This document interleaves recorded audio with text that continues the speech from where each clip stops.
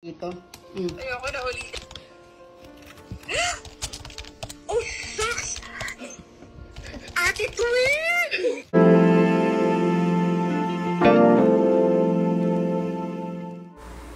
Finally, dumating na ang pinakaaantay na blessings ni Kat Hermosa at Miko Santos.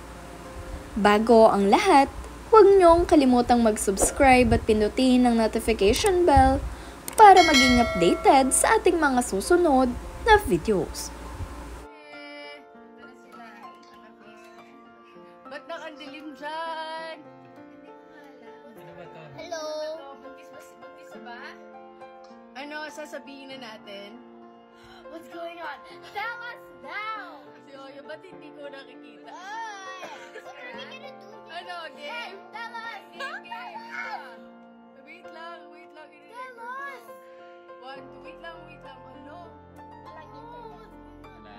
Michelle! Okay. Ano? Ha? Lakasan mo. Ano? Nakikinig sila. Ha? Tita Michelle is now pregnant.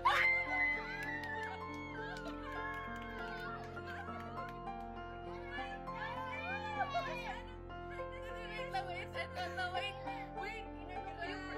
Pinicturean ko lang kasi. Wait ah. Eto siya. Thank you, Lord! Ayan siya. Kagabi lang. Thank you, Lord! Good job, Michael. Good job. Sabi ko baka COVID test yung naano niya, nabili So, na. Grabe, positive. Kasi nagdala mo Congrats! Oo. The more na kailangan mo magpaka-healthy. We should have a baby reveal! Ate, sobrang sakto yung mga damit. Lalaki na sa'yo. Ang kulit. Ay, Guys, We should have a baby reveal! Grabe. I never thought. all Na mangyayari to.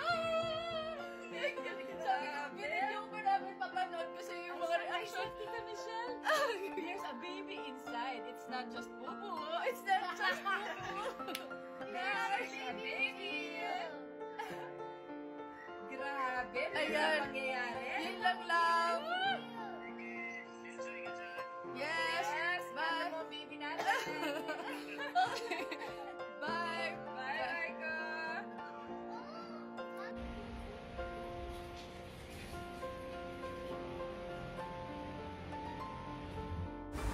Masayang-masaya nga ngayon ang lahat para kina Kat Hermosa at Miko Santos ngayong sila ay magkakaroon ng triplets. Kwento nga rin itong si Kat, isang beses na daw silang nagkaroon ng triplets ni Miko, ngunit ito ay nawala. Ngunit ngayong ibinalik ito ng Diyos sa kanila, ay napakasaya ngayon nilang mag-asawa. Ibinahagi nga rin itong si Kat Hermosa ngayon ang kanyang mga ginagawa at ang kanyang mga gustong sabihin sa publiko. Ibinahagi nga nitong si Kat na siya ngayon ay nagwo-workout at talaga namang inaalagaan niya ang kanyang pangangatawan simula nang siya ay lumipat dito sa Cebu.